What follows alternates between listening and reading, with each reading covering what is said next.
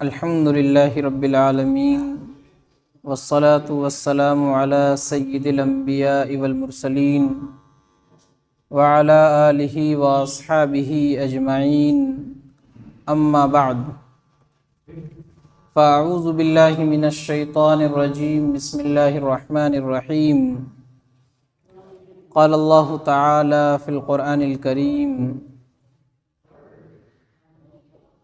ومن احسن قولا ممن دعا الى اللہ وعمل صالحا وقال اننی من المسلمین صدق اللہ العظیم وقال النبی صلی اللہ علیہ وسلم من رأى منکم منکرا فلیغیرہ بیدہ فإن لم یستطع فبلسانہ فإن لم يستطع فبقلبه وذلك أضعف الإيمان أو كما قال عليه الصلاة والسلام۔ قرآن کریم کی ایک آیت اور نبی پاک صلی اللہ علیہ وسلم کی ایک مبارک حدیث پڑھی ہے، اسی سے متعلق چند باتیں عرض کی جائیں گی۔ جو آیت ابھی تلاوت کی گئی اس میں اللہ تبارک و تعالی نے فرمایا وَمَنْ أَحْسَنُ قَوْلًا مِّمَّنْ دَعَا إِلَى اللَّهِ، اور اس آدمی سے اچھی، بہترین اور خوبصورت بات کس کی ہو سکتی ہے جو اللہ کی طرف بلاتا ہے۔ وَعَمِلَ صَالِحًا، اور وہ خود بھی نیک عمل کرتا ہے۔ وَقَالَ إِنَّنِي مِنَ الْمُسْلِمِينَ، اور کہتا ہے کہ میں تو مسلمانوں میں سے ہوں۔ اسی طرح اللہ نے ایک دوسری جگہ آیت میں فرمایا وَلْتَكُمْ مِنْكُمْ أُمَّةٌ يَدْعُونَ إِلَى الْخَيْرِ يَأْمُرُونَ بِالْمَعْرُوفِ وَيَنْهَوْنَ عَنِ الْمُنْكَرِ، کہ تمہارے درمیان ایک جماعت ہمیشہ ایسی رہنی چاہیے جو لوگوں کو خیر کی طرف بلائے، نیکی کا حکم کرے اور برائیوں سے روکے۔ ایک اور آیت میں اللہ نے فرمایا کنتم خیر امۃ اخرجت للناس تأمرون بالمعروف وتنہون عن المنکر وتؤمنون باللہ، کہ تم لوگ سب سے بہترین امت ہو، اللہ نے تمہیں لوگوں کو فائدہ پہنچانے کے لیے بنایا ہے، تم لوگ اچھائی کا حکم کرتے ہو، برائی سے روکتے ہو، اللہ پر ایمان رکھتے ہو۔ تو اللہ تبارک و تعالی نے قرآن کریم کی مختلف آیتوں میں ایمان والوں کو یہ بتایا کہ تمہارا کام کیا ہے، تمہیں اللہ نے اتنا اونچا مقام اور مرتبہ کس لیے عطا کیا ہے، تمہاری ذمہ داریاں کیا ہے، اس چیز کو بیان کیا گیا۔ اسی طرح نبی پاک صلی اللہ علیہ وسلم نے بھی احادیث مبارکہ میں مسلمانوں کو اس بات کی تعلیم دی ہے کہ وہ اچھائی کا حکم کرتے رہیں، برائی سے لوگوں کو روکتے رہیں، یہ ان کی ذمہ داری ہے۔ میں نے حدیث پڑھی، اللہ کے نبی فرماتے ہیں من رعا منکم منکرا فلیغیرہ بیدہ، کہ تم میں سے کوئی بھی کسی برائی کو دیکھے تو اس کو چاہیے وہ اس برائی کو اپنے ہاتھ سے بدل دے۔ فَإِن لَّمْ يَسْتَطِعْ فَبِلِسَانِهِ، اور اگر وہ ہاتھ سے اس برائی کو بدل نہیں سکتا، ہاتھ پیر اگر چلائے گا تو لڑائی جھگڑے کا اندیشہ ہے، فتنہ فساد ہو سکتا ہے، تو فرمایا پھر اپنی زبان سے اس برائی کو بدل دے، یعنی زبان سے لوگوں کو بتائے، سمجھائے کہ یہ غلط ہے، یہ کام ٹھیک نہیں ہے، یہ اللہ اور اس کے رسول کے خلاف ہے، شریعت میں اس کی اجازت نہیں ہے، تو اپنی زبان سے اس برائی کو بدلے۔ آگے فرمایا فَإِن لَّمْ يَسْتَطِعْ فَبِقَلْبِهِ، اگر وہ ہاتھ سے بھی برائی کو بدل نہیں سکتا، زبان سے بھی کچھ بول نہیں سکتا، تو آخری درجہ فرمایا کہ وہ اپنے دل سے اس کو بدل دے، یعنی اپنے دل میں اس برائی کو برا سمجھے کہ یہ غلط ہو رہا ہے، میرے اندر طاقت نہیں ہے کہ میں اس کو بدل سکوں، میرے اندر اتنی طاقت نہیں ہے کہ میں اپنی زبان سے برا کہہ سکوں، تو اپنے دل میں کم سے کم اس کو برا سمجھے کہ یہ جو ہو رہا ہے یہ غلط ہو رہا ہے۔ نبی نے فرمایا وَذَلِكَ أَضْعَفُ الْإِيمَانِ، یہ ایمان کا سب سے کم درجہ ہے، سب سے کمزور درجے کا ایمان یہ ہے کہ آدمی برائی کو دیکھ کر کے اس کو برا سمجھے دل سے۔ اگر دل سے برائی کو دیکھ کر کے برا نہیں سمجھ رہا، اس کا مطلب اس کا ایمان بالکل ہی مردہ ہو چکا ہے، کہ اس کے سامنے اللہ اور اس کے رسول کی نافرمانی ہو رہی ہے، اس کے سامنے ناجائز اور حرام کام ہو رہا ہے، اس کے سامنے شریعت کے خلاف باتیں ہو رہی ہیں، ہاتھ سے بھی نہیں بدل سکتا، زبان سے بھی نہیں سمجھا سکتا، دل سے بھی اس کو برا نہیں سمجھ رہا ہے، اس کا مطلب اس کا ایمان بالکل ہی کمزور پڑ گیا ہے۔ تو نبی علیہ الصلوۃ والسلام نے احادیث مبارکہ میں بھی تعلیم دی ہے کہ ہم اچھائی کا حکم کریں اور کہیں برائی دیکھے تو اس برائی سے لوگوں کو روکے، ان کو بچانے کی کوشش کرے۔ اگر یہ کام نہیں کریں گے تو اس کا خمیازہ بھگتنا پڑے گا، اس پر پھر اللہ کی طرف سے عذاب آئے گا، اللہ کا قہر نازل ہوگا۔ نبی علیہ الصلوۃ والسلام نے فرمایا قسم اس ذات کی جس کے قبضے میں میری جان ہے، تم لوگ ہمیشہ اچھائیوں کا حکم کرتے رہو، برائیوں سے روکتے رہو، اس وقت سے پہلے کہ تم دعائیں کرو گے تمہاری دعا قبول نہیں ہوگی۔ کیا مطلب؟ کہ اچھائی کا حکم کرتے رہو، برائی سے روکتے رہو، اگر اس کام کو چھوڑ دو گے تو پھر دعا کرو گے تمہاری دعائیں اللہ کے ہاں قبول نہیں ہوگی۔ تو اللہ کے نبی صلی اللہ علیہ وسلم نے مختلف انداز سے اس بات کو سمجھایا کہ ہماری ذمہ داری ہے ہم لوگوں کو اچھائی کی طرف بلائے، خیر کی طرف بلائے، برائی سے ان کو روکے، جنت والا راستہ دکھائے، جہنم والے راستے سے ان کو بچائے، ہماری ذمہ داری ہے۔ پیارے نبی صلی اللہ علیہ وسلم نے ایک حدیث میں مثال دے کر کے فرمایا کہ اگر لوگ اچھائی کا حکم نہیں کریں گے، برائی سے نہیں روکیں گے، لوگوں کو ان کے حال پر چھوڑ دیں گے تو اس کا نتیجہ کیا ہوگا؟ فرمایا کہ ایک کشتی سمندر میں چل رہی ہے، اس کے دو خانے ہیں، ایک نیچے والا حصہ ہے، ایک اوپر والا حصہ ہے۔ اوپر والے حصے میں پانی موجود ہے، نیچے والے حصے میں پانی نہیں ہے۔ اب نیچے والوں کو جب پانی کی ضرورت پڑتی ہے تو وہ اوپر جاتے ہیں پانی مانگنے کے لیے اوپر والوں سے۔ جب یہ بار بار اوپر والوں سے پانی مانگنے کے لیے جاتے ہیں تو اوپر والوں کو تکلیف ہوتی ہے، دقت ہوتی ہے، پریشانی ہوتی ہے۔ اوپر والے نیچے بیٹھے لوگوں کو پانی نہیں دیتے اور یہ کہہ دیتے ہیں کہ تمہارے پاس تو نیچے پورا سمندر پڑا ہوا ہے، تم نیچے اس کشتی میں ایک سوراخ کر لو تاکہ سمندر سے پانی تمہارے پاس آ جائے، تمہیں بار بار ہمارے پاس اوپر آنے کی ضرورت نہیں پڑے گی۔ تو نبی صلی اللہ علیہ وسلم نے مثال دے کر کے بیان فرمایا کہ اگر وہ نیچے کے حصے والے کشتی میں سوراخ کر دیں گے تو کیا ہوگا؟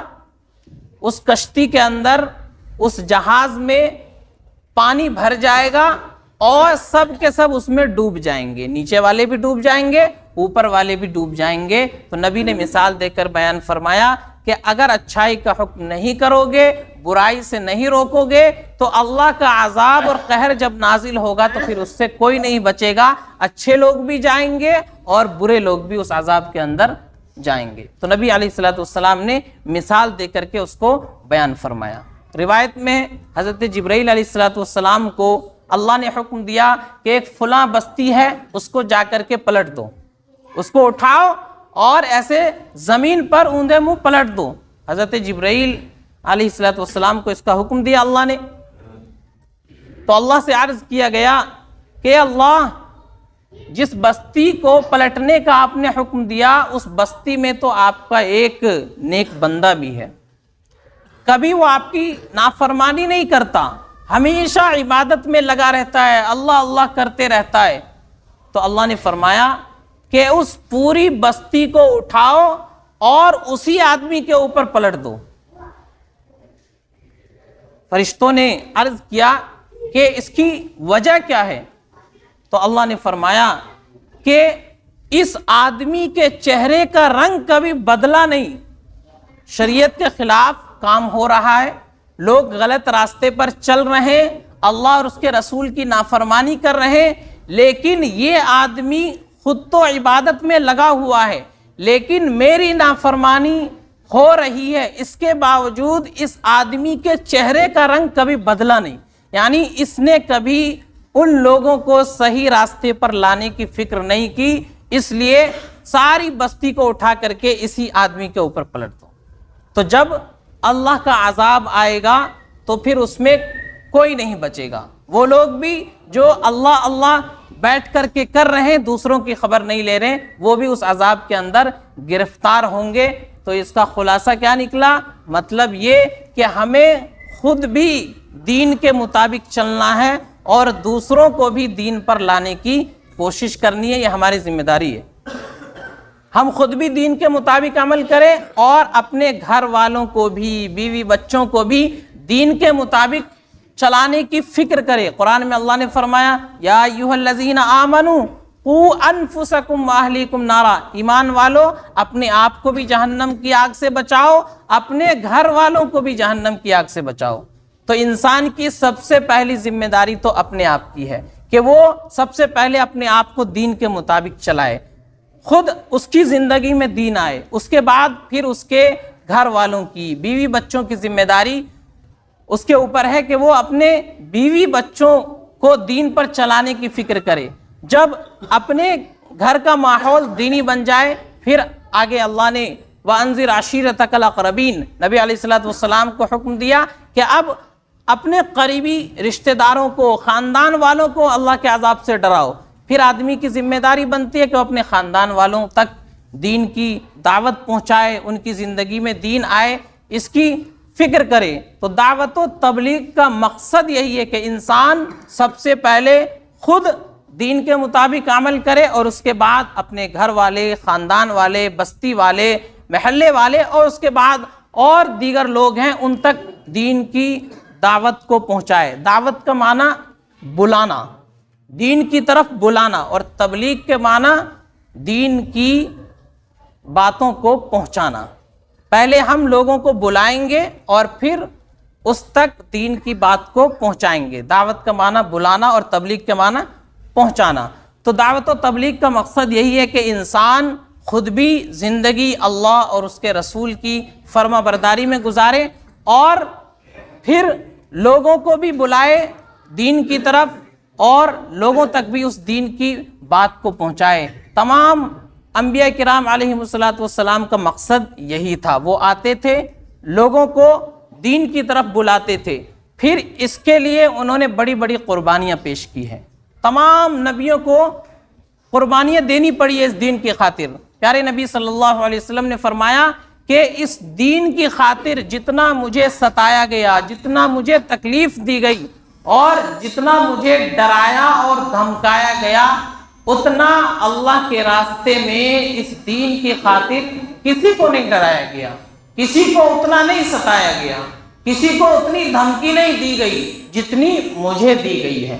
پیارے نبی صلی اللہ علیہ وسلم کی پوری زندگی آپ دیکھیے قربانیوں سے بھری پڑی ہے۔ کسی نے پوچھا یا رسول اللہ کیا احد کے دن سے زیادہ سخت بھی آپ پر کوئی دن آیا ہے، اس سے زیادہ مصیبت بھی کوئی آئی ہے؟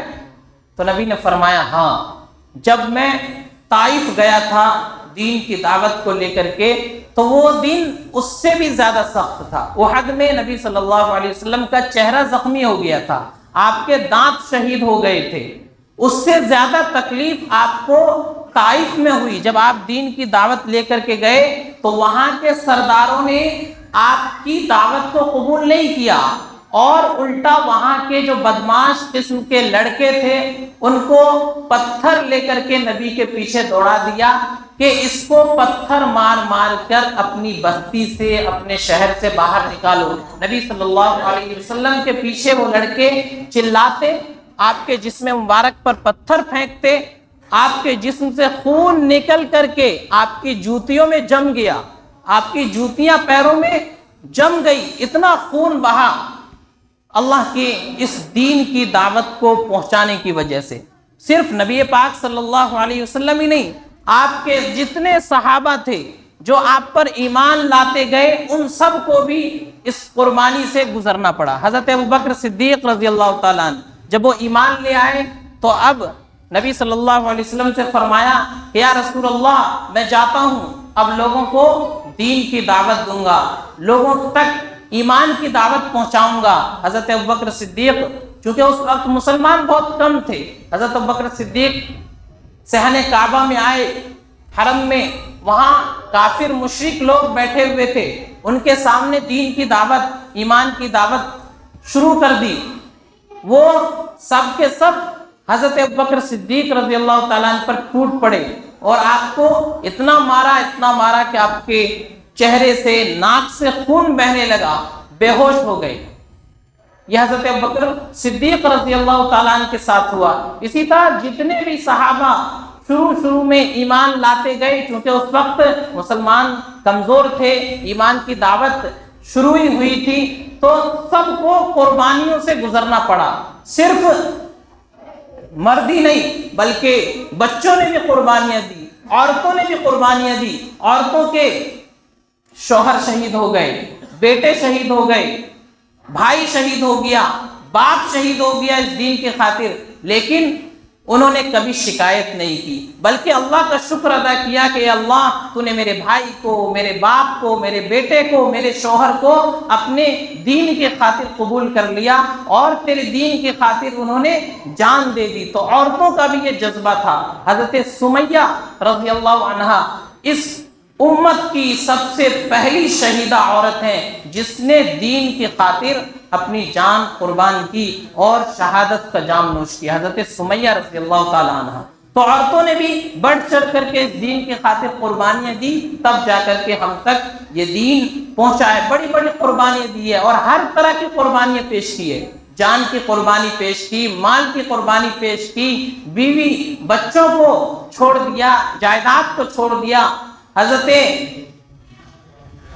ابوبکر صدیق رضی اللہ تعالیٰ عنہ نبی علیہ السلام کی خاطر اپنا سب کچھ قربان کر دیا۔ حضرت عمر رضی اللہ تعالیٰ عنہ سب کچھ قربان کر دیا دین کی خاطر۔ حضرت عثمان، حضرت علی اور جتنے صحابہ کا نام لیا جائے سب نے دین کی خاطر اپنا سب کچھ لٹا دیا اس دین کی دعوت کو لوگوں تک پہنچانے کے لیے۔ یہی وجہ ہے کہ صحابہ کی قبریں مدینہ میں صرف 10,000 صحابہ کی قبریں وہاں موجود ہیں۔ مدینہ اور مکہ میں زیادہ صحابہ کی قبریں نہیں ہیں، باقی لاکھوں صحابہ کہاں چلے گئے؟ ساری دنیا میں پھیل گئے دین کی دعوت کو پہنچانے کے لیے۔ جنگلوں کا سفر کیا، سمندروں کا سفر کیا، پہاڑوں کا سفر کیا، ریتیلی زمین کا سفر کیا اس دین کی دعوت کو پہنچانے کے لیے۔ حضرت ابو ایوب انصاری رضی اللہ تعالیٰ عنہ کی قبر قسطنطنیہ میں جو ابھی موجودہ استنبول ہے، وہاں حضرت ابو ایوب انصاری کی قبر ہے۔ وہاں کس لیے گئے؟ رشتہ داری میں نہیں گئے، دعوت میں نہیں گئے، بلکہ دین کی دعوت کو پہنچانے کے لیے گئے۔ اسی طرح ہمارے متحدہ ہندوستان میں بہت سے صحابہ کی قبریں ہیں، وہ یہاں کس لیے آئے؟ تجارت کرنے نہیں آئے، کسی دعوت کھانے نہیں آئے، بلکہ اللہ کے دین کو پہنچانے کے لیے یہاں تک آئے، ساری زندگی یہیں قربان کر دی، یہیں انتقال ہو گیا، لوگوں نے ان کو یہیں دفن کر دیا۔ تو اپنے ہندوستان میں بھی بہت سے صحابہ کی قبریں، یہاں وہ اسی لیے آئے دین کی دعوت کو پہنچانے کے لیے۔ آج ہم اور آپ اس ذمہ داری کو نہیں سمجھ رہے ہیں۔ ہم اور آپ اپنی اولاد کو چاہ رہے ہیں کہ ہماری اولاد پیسوں کی مشین بن جائے، ہماری اولاد بس ہر مہینے لاکھوں لا کر کے ہماری جھولی میں ڈال دے، ہمارا بینک بیلنس بڑھتا رہے۔ اس اولاد کو ہم نے دین میں نہیں لگایا، دین کی خاطر اس کو نہیں وقف کیا، بلکہ دنیا کی خاطر، پیسے کمانے کی خاطر اس کو کم عمر سے ہی بھیج دیا، جاؤ بیٹا پیسہ کما کر کے لاؤ۔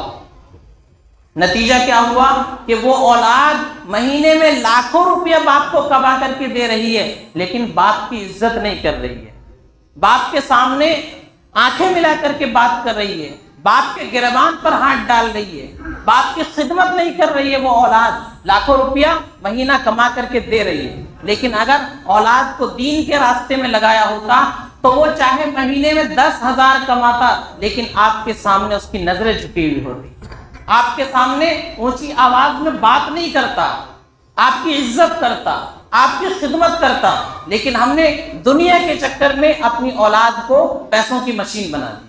تو اولاد کو پیسوں کی مشین نہیں، اعمال کی مشین بنانی ہے، اولاد کو دین کے راستے پر ڈالنا ہے۔ صحابہ کرام رضوان اللہ علیہ مجمعین 500 پیڑوں والا باغ، 600 پیڑ جس باغ کے اندر ہے وہ وقف کر دیا کرتے تھے اللہ کے راستے میں۔ اس وقت کی سب سے بڑی معیشت، سب سے بڑی اکانومی باغ ہوتے تھے، کھجوروں کے باغات، انگوروں کے باغات، لیکن صحابہ نے جہاں دین کی طرف سے مطالبہ آیا تو 500 پیڑ ہیں باغ کے اندر، اللہ کے راستے میں وقف کر دیا، بڑی سے بڑی چیز اپنی قربان کر دی۔ ہم اور آپ مسجد میں جمعے میں جب چندہ ہوتا ہے تو دینے کے لیے جیب میں سکے تلاش کرتے ہیں کہ 2-4 روپے سکے پڑے ہوئے ہیں یا نہیں، 50-100 روپے ہماری جیب سے دین کی خاطر نہیں نکلتے، اور صحابہ نے جانیں قربان کر دی، اپنا مال لٹا دیا اس دین کی خاطر۔ ہم صرف جمعے میں آ کر کے ٹوپی لگا کر کے پہلی صف میں بیٹھ کر کے سمجھتے ہیں کہ ہم نے دین کا حق ادا کر دیا، ہم تو پکے سچے مسلمان ہیں، جنت ہماری ہے، ہم جنت کے ٹھیکیدار ہیں، یہ ہم نے سمجھ لیا ہے۔ ایسا نہیں ہے، بلکہ اس دین کی خاطر قربانیاں دینی پڑیں گی، اس دین کی خاطر وقت لگانا پڑے گا۔ آج ہم اپنے بچوں کو دین کے راستے میں بھیجنے کے لیے تیار نہیں ہیں، ہم اپنے بچوں کو 4 مہینے 40 دن 10 دن 3 دن اللہ کے راستے میں بھیجنے کے لیے تیار نہیں ہیں، اور یہ دین کا نقصان ہو رہا ہے، آخرت کا نقصان ہو رہا ہے، تو اس پر کوئی غم نہیں، کوئی فکر نہیں۔ اب بیٹا چھوٹا بچہ 20 روپے کا کپ توڑ دے تو اس پر غصہ ہو جاتے ہیں۔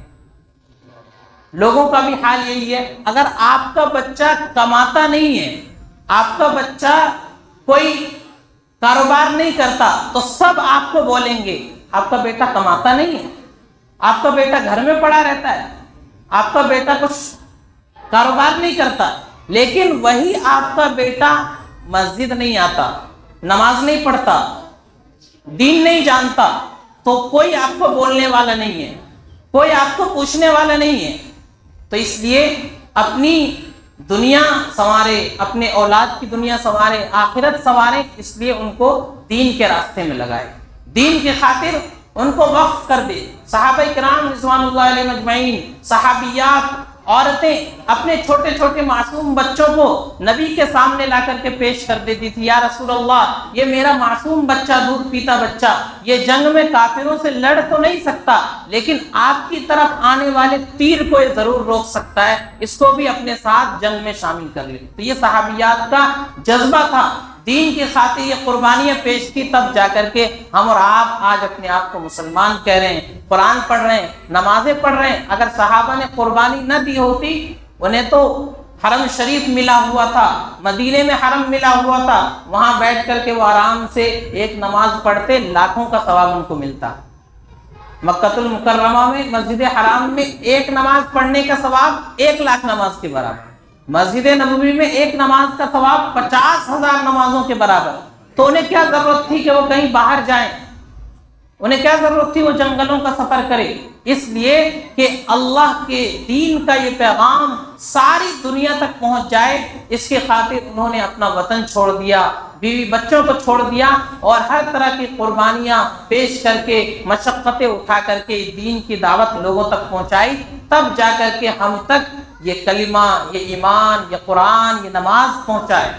اور ہم اور آپ ماں کی گود میں ہمیں مسلمانی مل گئی، ماں کی گود میں ہم ایمان والے بن گئے، ماں کے پیٹ سے ایمان والے پیدا ہو گئے، تو ہمیں اس کی قدر نہیں ہے۔ صحابہ کرام نے اس کے لیے قربانیاں دی جس کی وجہ سے انہیں اس کی قدر تھی۔ سب کچھ ان سے چھین لیا جاتا پھر بھی وہ ایمان کا سودا نہیں کرتے تھے، سب کچھ ان کا برباد ہو جاتا وہ ایک وقت کی نماز چھوڑنا برداشت نہیں کرتے تھے۔ ہم اور آپ کوئی قدر نہیں، کیوں کہ سب کچھ ہمیں آسانی کے ساتھ مفت میں وراثت میں مل گئی ہے۔ تو اس لیے ہمیں اور آپ کو چاہیے کہ ہم خود اپنی زندگی دین کے مطابق کریں، اپنے بچوں کو دین کے راستے میں لگائیں، انہیں کچھ وقت فارغ کر کے دے کہ بیٹا دنیا بہت کمائی تم نے، اب جا کر کے تھوڑا دین سیکھو، اپنی آخرت کمانے کی فکر کرو۔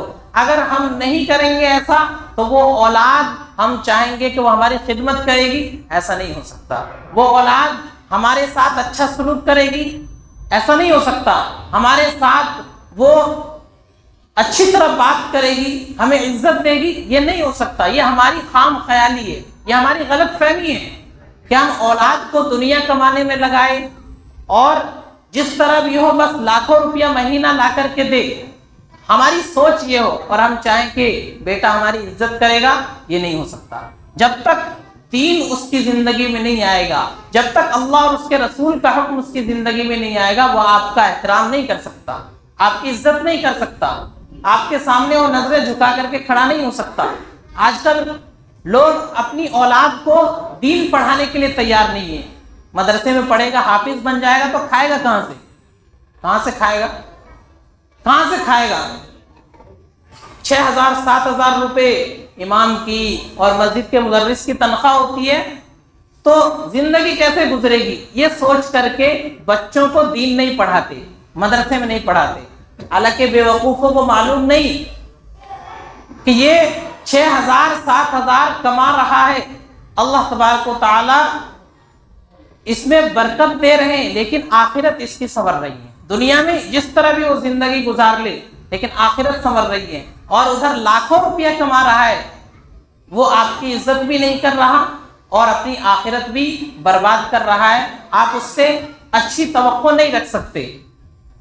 اور رہی بات کھانے کی، تو اللہ کا شکر ہے کہ جو مسجد کے امام ہوتے ہیں، مدرسے کے مدرس ہوتے ہیں، ان کو اتنا کھانا ملتا ہے کہ بیچارے کھا نہیں پاتے ہیں، وہ کھا نہیں پاتے ہیں، ان کا کھانا ہمیشہ بچا ہی رہ جاتا ہے، اللہ کی طرف سے اتنا ان کو دیا جاتا ہے۔ تو یہ غلط فہمی دل کے اندر اور دماغ میں بٹھانا کہ بچوں کو دین سکھائیں گے اور دین کے راستے میں لگائیں گے تو کھائے گا کہاں سے، یہ اس کا مطلب یہ کہ ہمارا ایمان کمزور ہے۔ ہم نے سوچ لیا کہ جب تک یہ 50,000 کی نوکری نہیں کرے گا تب تک کھائے گا نہیں۔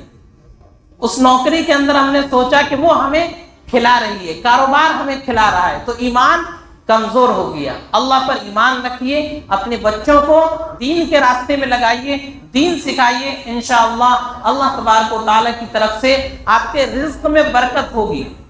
جب بندہ صحیح راستے پر چلتا ہے تو اس کے پاس مال تھوڑا ہوتا ہے لیکن اس کے اندر برکت ہوتی ہے، اور جب دین سے ہٹ کر زندگی گزارتا ہے تو مال بہت ہوتا ہے لیکن اس کے اندر برکت نہیں ہوتی۔ سب کچھ تو اللہ کے قبضے میں ہے۔ اللہ چاہے ابھی فالج کا اٹیک ہو جائے، کیا کر لے گا انسان؟ کچھ نہیں کر سکتا۔ کل تک جو دوسروں کو دینے والے تھے آج وہ خود کٹورا لے کر بھیک مانگنے کو مجبور ہیں۔ کب انسان کی قسمت بدل جائے، کب اس کے حالات چینج ہو جائے، آدمی کو معلوم نہیں۔ اس لیے اپنی زندگی شریعت کے مطابق گزاریں، اپنے بچوں کو، اپنی اولاد کو بھی شریعت کے مطابق چلانے کی فکر کریں، اور ہم خود دین و شریعت کے مطابق زندگی گزارے اور اپنے دوسرے بھائیوں کے لیے بھی فکر کرے۔ اس پر اللہ تبارک و تعالیٰ نے بڑے بڑے اجر کے وعدے فرما رکھے ہیں۔ ایک روایت ہے پیارے نبی صلی اللہ علیہ وسلم کی، آپ نے صحابی سے فرمایا کہ تمہیں سرخ اونٹ مل جائے۔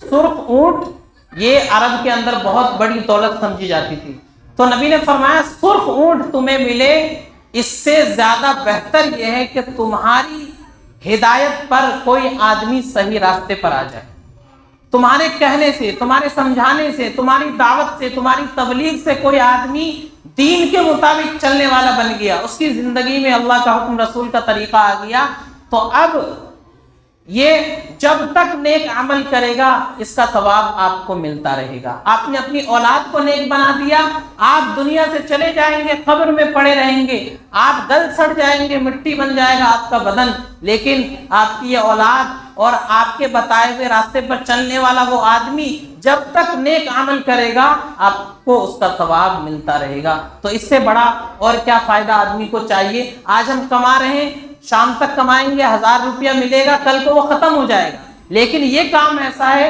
کہ ہم آج محنت کریں گے، یہ قیامت تک ہمارے لیے راستہ بن جائے گا ثواب کا، اور ہمارے لیے آخرت میں نجات کا ذریعہ بن جائے گا۔ تو اس کام کو اپنی ذمہ داری سمجھیں اور اپنی اولاد کو پیسوں کی مشین نہ بنائیں، اعمال کی مشین بنائیں، ان کو دنیا بھی سنوارنے دے، آخرت بھی سنوارنے دے، صرف دنیا کے چکر میں نہ رہے، دنیا میں چند روز رہنا ہے، ہمیشہ کی زندگی، ہمیشہ کا گھر آخرت کا ہے۔ اللہ ہم سب کو عمل سمجھ کی توفیق عطا فرمائے۔ وآخر دعوانا الحمدللہ رب العالمین۔